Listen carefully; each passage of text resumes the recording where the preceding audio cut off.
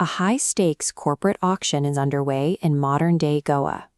Bidding for the historic Gama Mansion starts at $25 million, and the numbers are climbing fast. These floating casinos moored in Goa represent the massive commercial scale the bidders want to replicate. Their plan involves gutting the ancient mansion to build India's most lucrative luxury gambling hub.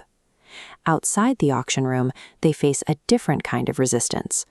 Local citizens and activists are protesting in the streets to prevent their homes and centuries of cultural heritage from being destroyed for profit. But protesters are only the most visible obstacle. Deep in the basement, a 400-year-old ghost named Barros guards a treasure he refuses to abandon. It is a direct collision between the high-speed acceleration of modern capitalism and an immovable, supernatural guardian of history. This vintage map from 1633 establishes the exact boundaries of the Portuguese settlement in Goa. At the height of the empire, Portuguese nobility built expansive, lavish households across the island. Historical records and photographs like this one verify the presence of enslaved people and servants in the region during the colonial era.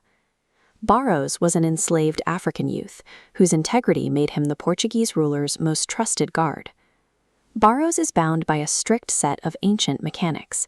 His supernatural presence is governed by the Niama Wali Granth, a Voodoo rulebook that dictates exactly who he can harm and whose orders he must follow. This rulebook demands a specific condition for his release. Barros can only hand the treasure to a verified descendant of his original master. The Granth requires a precise alignment. The heir must belong to the 13th generation and be exactly 13 years old. Barros is trapped by his own absolute loyalty, remaining in a silent time capsule for 4 long centuries, while the world around the mansion modernized into a society he doesn't recognize. In the present day, a supernatural deadline is looming. An impending lunar eclipse threatens to trap Barros in the basement for eternity if he fails to pass the treasure to an heir before the moon is completely covered. Above him, the corporate threat is intensifying. Ron, the lead developer, is pushing auction bids past $90 million to secure the property. A third faction is also closing in. Vengeful descendants of an ancient magic lineage have arrived to assassinate Barros and seize the treasure for their own ends. The catalyst for these 3 forces is Isa. She is the developer's 13-year-old daughter, currently suspended from school and joining the protests against her father's casino project. Isa matches the strict criteria of the 13th generation heir, and she bears a striking resemblance to the master's beloved daughter from the 1600s. Isa is the nexus of the narrative, the target of her father's corporate ambition, the victim of dark magic, and the ghost's only path to liberation. The climax forces a split in focus.